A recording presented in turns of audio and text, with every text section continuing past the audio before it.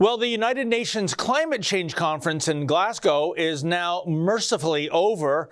All the virtue-signaling fearless leaders, you know, those elitists who admonish the great unwashed masses of planet Earth to do better, well, they've now returned to their home countries, most of them getting there via carbon-spewing private jets, by the way. But then again, what do you expect these elites to do? Fly coach? Lead by example? Well, in the words of one unhinged Swede who is increasingly resembling Gollum from The Lord of the Rings, how dare you? How dare you? And joining me now is our UK correspondent, Lewis Brackpool, who was able to take in this smorgasbord of hypocrisy firsthand. Hey, Lewis, welcome to Rebel Roundup for the first time. How you doing? And thank you so much for having me on. It's an absolute pleasure to be here.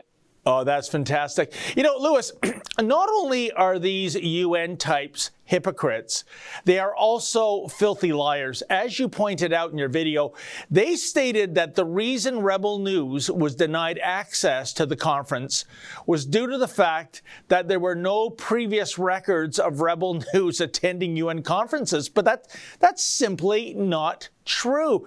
Yet, here's the thing, Lewis. I think these lying gatekeepers did you a big favor. Keeping you out of that snore fest was a godsend, given that you could expose the hypocrisy occurring outside the venue. For example, that image of an overflowing garbage can. How perversely ironic, Lewis. These elitists want us to shiver in the dark so that we can reduce our carbon footprint, yet they can't even be bothered to take care of their own litter? What's your take, my friend?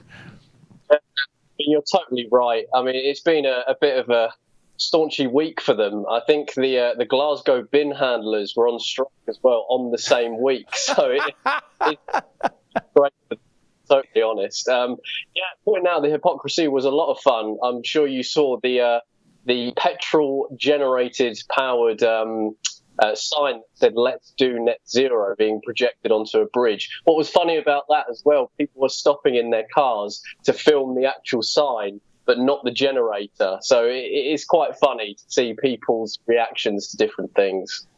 Yeah, and I wonder if there's awareness of the hypocrisy by the general public, because we know, Lewis, the mainstream media will not report this. And I mean, I even heard it come up in a talk radio station in Toronto, and the host was a complete apologist. Oh yeah, we understand the hypocrisy, yada, yada, yada, yada. But you know, it's for the greater good, for the years and decades ahead to clean up the planet.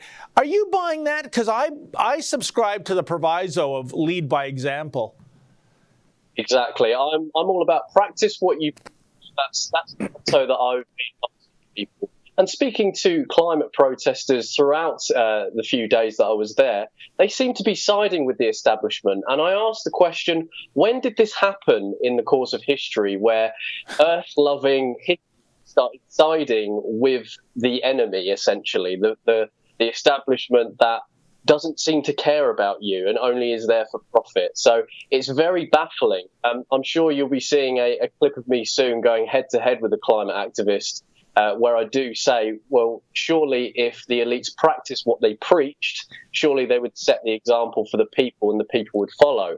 But they seem to be following anyway, which is completely nuts. You know, and Lewis, were these the protesters that were all dressed in red? I saw a clip of that. I don't know what the message was. Maybe I'm a bear of little brain like Winnie the Pooh, but what were they trying to convey?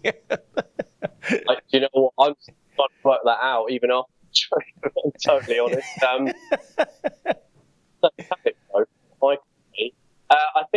I think their message, from what one of the stewards pointed out, was that it's the blood on the UK's hands almost. They're the photo or a drawing of the United Kingdom, so all of the countries just in red, and it's sort of like a heart and veins and things like that. I think it was like the blood on the UK's hands, when we're only 1.1% total world's emissions compared to China's were 30%. So I think they're getting the message wrong.